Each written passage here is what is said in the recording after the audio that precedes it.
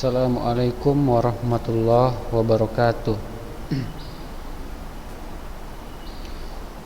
Alhamdulillahirabbil alamin. Puji syukur kita ucapkan kepada Allah Subhanahu wa taala karena atas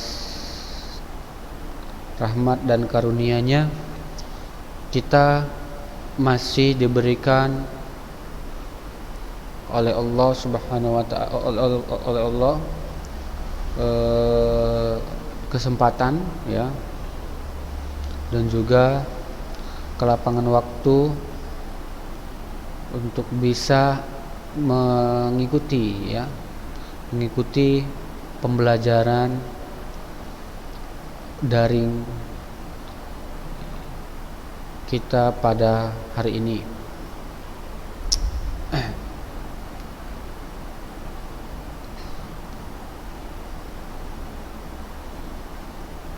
Ya, langsung saja ya, anak didik kami kelas 10.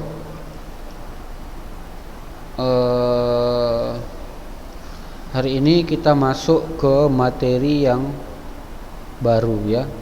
Kemarin kan sudah dibahas materi tentang ikatan kimia ya. Nah, hari ini materi kita adalah tentang larutan elektrolit dan reaksi redoks ya. Larutan elektrolit dan reaksi redoks ya. Nah, jadi di sini ada beberapa poin yang harus kita kuasai ya dalam mempelajari larutan elektrolit dan reaksi redoks. Nah, jadi di sini ada beberapa poin ya. Yang pertama itu adalah nanti kita akan harus mampu menganalisis sifat larutan berdasarkan daya hantar listriknya. Jadi kita harus mampu menganalisis sifat larutan berdasarkan daya hantar listriknya. Kemudian mengidentifikasi ya reaksi reduksi dan oksidasi menggunakan konsep bilangan oksidasi unsur. Kemudian membedakan daya hantar listrik berbagai larutan melalui perancangan dan pelaksanaan percobaan. Nah, jadi ini perancangannya nanti akan dijelaskan ya. Perancangan bukan dipercobakan tetapi dijelaskan saja ya untuk perancangan untuk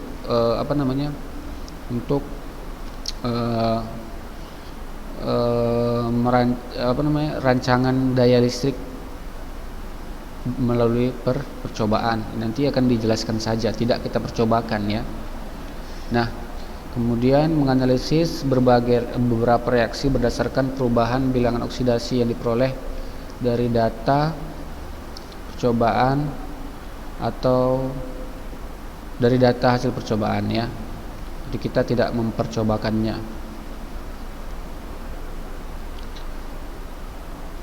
Nah,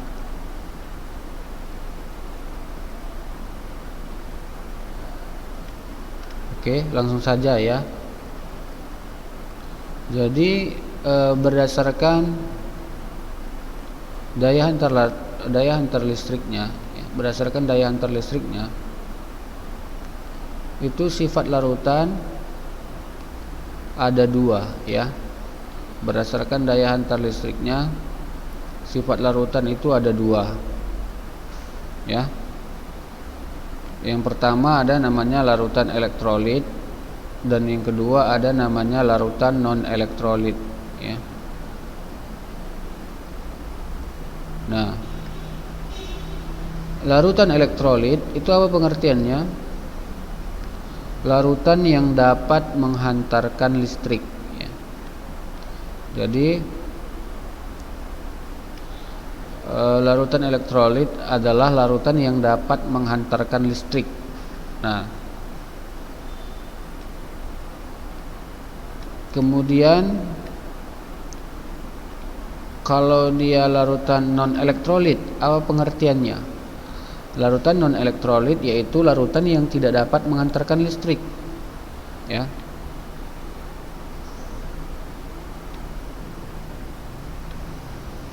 Nah, larutan elektrolit yaitu larutan yang dapat menghantarkan listrik, sedangkan larutan non elektrolit yaitu larutan yang tidak dapat menghantarkan listrik. Nah, contohnya apa larutan elektrolit ya? Nah, contohnya dia adalah garam dapur ya. Garam dapur kita masukkan ke air, maka dia akan menjadi larutan elektrolit. Nah, kalau larutan elektrolit itu biasanya dia larutan yang apa? Larutan yang bisa mengantarkan listrik ya. Contohnya tadi larutan garam ya, kemudian apalagi asam kuat ya, HCl. Nah, jadi asam kuat, basa kuat ya, kemudian garam yang terdiri dari asam kuat dan basa kuat, yang tersusun dari asam kuat dan basa kuat, itu merupakan larutan elektrolit ya, larutan elektrolit. Nah, larutan ini artinya apa sih? Larutan ini artinya dia campuran daripada air dan zat yang ditambahkan ya. Jadi larutan ini artinya adalah air ditambahkan dengan zat yang dilarutkan. Air ditambah dengan zat yang dilarutkan. Itulah namanya apa? Larutan ya. Larutan itu adalah apa? Air ditambahkan dengan zat yang dilarutkan.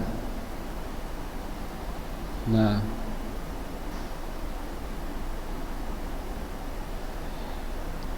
air ditambah dengan zat yang dilarutkan, itulah namanya larutan ya. Nah, kemudian contohnya tadi udah kita sebutkan ya, ada dia asam kuat, contohnya HCl, kemudian H2SO4. Nah, itu termasuk asam kuat. Kemudian basa kuat apa? Basa kuat contohnya adalah NaOH, BaOH 2 kali ya. Nah, itu semua termasuk larutan elektrolit ya, termasuk larutan elektrolit ya, yang dapat menghantarkan listrik ya.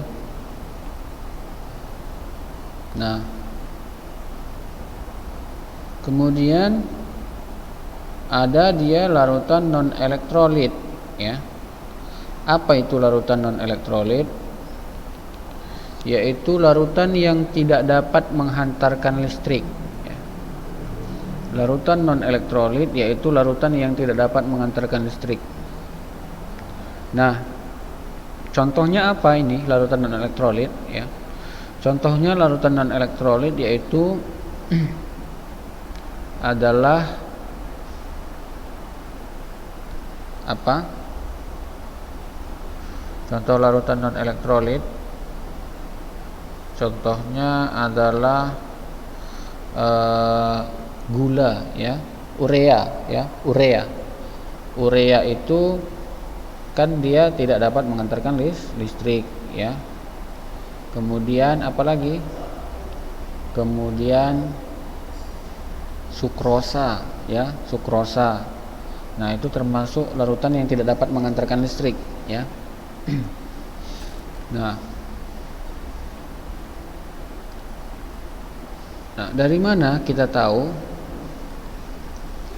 suatu larutan itu bisa mengantarkan listrik atau tidak? Nah, itu dia ada namanya alat penguji ya, alat penguji elektrolit ya, yang ditandai oleh nyala lampu pijar yang dipasang pada rangkaian alat penguji elektrolit, atau timbulnya gelembung gas pada elektrodenya. Jadi itu dia ada alat pengujinya, ya, ada alat pengujinya, ya, dimana di situ dia diuji dengan menggunakan larutan tersebut. Larutan, misalkan contohnya larutan garam dapur, misalkan air ditambah dengan garam. Nah, itu diuji, ya, diuji dengan lampu. Ada lampunya, ya, ada lampunya. Di sini misalkan ada lampunya, di sini dia ada larutannya. Nah, di sini ada kabel. Nanti ada apa namanya? Ada ininya, ada baterainya. Nah, jadi nanti diuji, ya, larutan tersebut, apakah larutan tersebut bisa mengantarkan listrik atau tidak. Nah, jadi kalau misalkan dia garam dapur, tentunya nanti lampu tersebut, lampu dari bola lampu tersebut, dia akan menyala. Nah, nanti kan dihubungkan dengan kabel, lampunya dihubungkan dengan kabel, kemudian kabelnya nanti dicelupkan ke larutan elektrolit atau non elektrolit. Nah, itu dengan ada nama, tapi kita menggunakan karbon, ya, tidak langsung kabelnya diselupkan, tetapi dia menggunakan karbon. Nah, nanti kalau misalkan yang di wadahnya itu larutan elektrolit, maka lampunya dia akan menyala terang kalau dia larutan elektrolit. Nah, kalau misalkan dia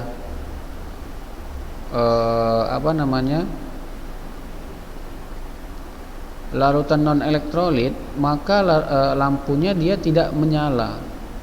Kalau dia larutan non elektrolit, maka lampunya tidak menyala. Contohnya apa? Contohnya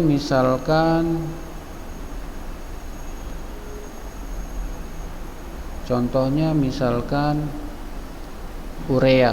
Nah, urea dia tidak menyala lampunya. Kenapa? Karena termasuk larutan non elektrolit yang tidak dapat mengantarkan listrik. Dia tidak akan menyala lampunya. Nah, seperti itu. Nah, ya. Nah, larutan elektrolit dapat mengantarkan listrik karena mengandung ion-ion yang dapat bergerak bebas, ya. Jadi larutan elektrolit dia dapat mengantarkan listrik, dapat menyalakan lampu, ya, apabila dihubungkan dengan baterai. Kemudian dia bisa mengantarkan listrik karena mengandung ion-ion yang dapat bergerak bebas, ya. Elektrolit berasal dari senyawa ion atau senyawa kovalen polar yang di dalamnya dalam larutannya itu dapat terurai menjadi ion-ion, ya. Nah, larutan elektrolit itu dia ada dua, ya. Larutan elektrolit itu dia ada dua. Ada namanya larutan elektrolit kuat. Nah, kalau dia larutan elektrolit kuat itu tadi contohnya dia asam yang berasal dari asam kuat, basa kuat, garam yang tersusun dari asam kuat dan basa kuat, itu termasuk larutan elektrolit kuat. Nah, contohnya tadi NaCl, natrium klorida, garam dapur. Nah, garam dapur itu kalau kita masukkan ke air, itu dia kita hubungkan dengan listrik, yaitu dia bisa menyalakan, kita hubungkan dengan listrik, larutannya itu dia dapat mengantarkan listrik, ya. Kalau dia elektrolit lemah, maka larutannya dia memiliki daya hantar listrik yang lemah. Nah, itu dia contohnya dia asam lemah, ya. Contohnya misalkan asam cuka, ya. Asam cuka itu CH3COOH, ya. Nah, itu larutan yang memiliki daya hantar listrik yang lemah. Nah, contohnya misalkan apa lagi? Contohnya misalkan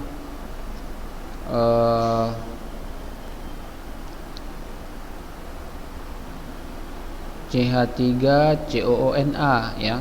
Nah, itu kan dia kita ambil contohnya misalkan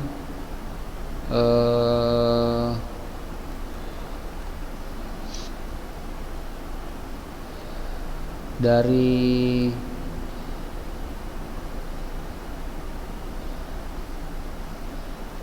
apa ya, kita ambil ya itu pun jadilah bisa ya, CH3COONA.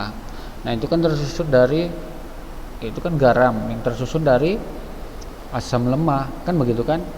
Nah itu dia memiliki daya hantar listrik yang lemah. Nah seperti itu ya. Nah kemudian kalau dia elektrolit kuat, yaitu dia dalam air terionisasi sempurna, terurai sempurna dia. Sedangkan kalau sedangkan elektrolit lemah dia hanya mengion sebagian. Misalkan garam dapur tadi kita masukkan ke air, maka dia terionisasi sempurna. Sedangkan kalau misalkan cuka kita masukkan ke air, maka dia akan terionisasi sebagian. Nah itu ya. Nah jadi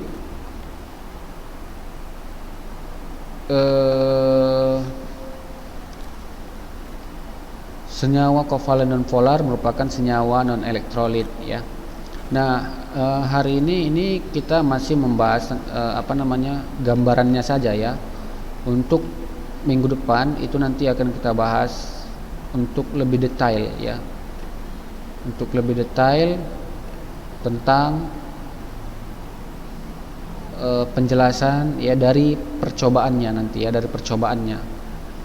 Itu untuk minggu depan kita akan bahas ya, untuk penjelasan tentang larutan elektrolit dan non elektrolit dari hasil percobaan yang sudah dilakukan ya.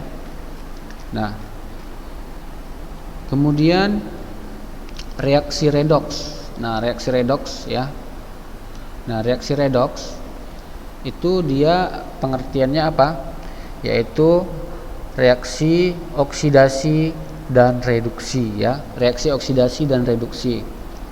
Nah reaksi oksidasi yaitu reaksi pelepasan elektron yang disertai dengan kenaikan bilangan oksidasi ya. Nah reaksi redoks ini dia artinya di dalam suatu reaksi kimia dia terjadi oksidasi dan reduksi ya. Nah reaksi oksidasi yaitu reaksi pelepasan elektron ya, yang disertai dengan kenaikan bilangan oksidasi ya. Berarti kalau reaksi oksidasi terjadi kenaikan bilangan oksidasi. Kalau dia reaksi reduksi yaitu reaksi pengikatan elektron yang disertai dengan penurunan bilangan oksidasi ya. Nah, reaksi redoks yaitu reaksi yang melibatkan pelepasan dan pengikatan elektron ya. Reaksi yang melibatkan pelepasan dan pengikatan elektron. Nah, bilangan oksidasi yaitu apa? Yaitu adalah bilangan oksidasi itu apa? Muatan yang dimiliki oleh suatu atom jika elektron ikatan didistribusikan kepada unsur yang lebih elektronegatif. Nah, jadi setiap unsur atau setiap senyawa itu memiliki bilangan oksidasi ya, memiliki bilangan oksidasi ya. Memiliki bilangan oksidasi masing-masing seperti itu ya. Jadi nanti dalam reaksi dalam reaksi redoks itu bisa kita tentukan bilangan oksidasi masing-masing unsur atau masing-masing senyawa ya. Nah kemudian ada dia pereduksi atau reduktor ya, pereduksi atau reduktor. Nah, pereduksi atau reduktor yaitu apa? Yaitu zat yang dalam reaksi redoks menyebabkan zat lain mengalami reduksi. Berarti reduksi atau reduktor ini zat yang mengalami apa? Zat yang mengalami oksidasi ya nantinya ya. Nah, kemudian kalau dia pengoksidasi atau oksidator itu adalah zat yang mengalami reduksi. Zat yang mengalami reduksi ya. Nah, ya, kalau oksidator artinya zat yang mengalami reduksi. Kalau reduktor adalah zat yang mengalami oksidasi ya. Nah, kalau reaksi autoredoks ya. Reaksi autoredoks itu adalah reaksi redoks ya, di mana suatu zat dalam reaksi dapat mengoksidasi dan mereduksi. Artinya satu zat itu mengalami oksidasi sekaligus mengalami reduksi ya. Nah, penerapan proses oksidasi dan reduksi itu dalam proses pengolahan limbah, air limbah menggunakan proses lumpur aktif ya. Nah, seperti itu dia ya. Itulah nanti kemungkinan nanti minggu depan ya, minggu depan nanti akan kita bahas ya untuk lebih detail mengenai contoh-contoh reaksi redoks ya.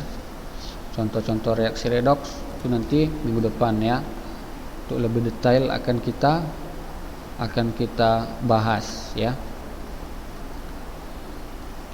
Kemudian rumus kimia ya. Rumus kimia itu dia, nah rumus kimia itu kan artinya suatu senyawa itu dia terdiri dari kumpulan apa? Partikel-partikel atau unsur-unsur. Nah, jadi itulah yang dinamakan dengan rumus kimia ya. Nah, rumus kimia itu dia artinya unsur-unsur yang menyusun suatu senyawa kan begitu.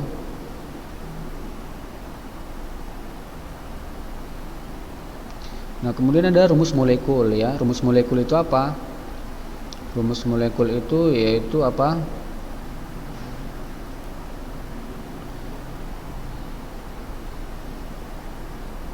Rumus molekul itu dia atom-atom yang menyusun molekul ya.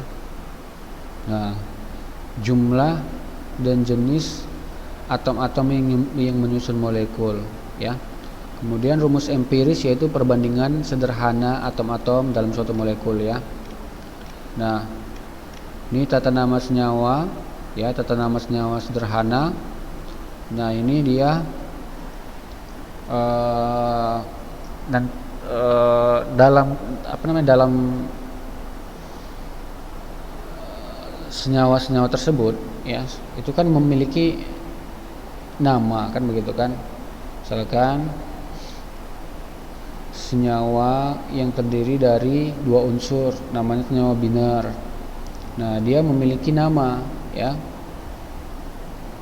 Kemudian senyawa biner itu kan ada dua nanti, senyawa biner ion, ada namanya senyawa biner kovalen. Nah, itu dia masing-masing memiliki nama. Bagaimana cara penamaannya kan begitu. Kemudian asam itu juga memiliki nama, basa juga memiliki nama ya.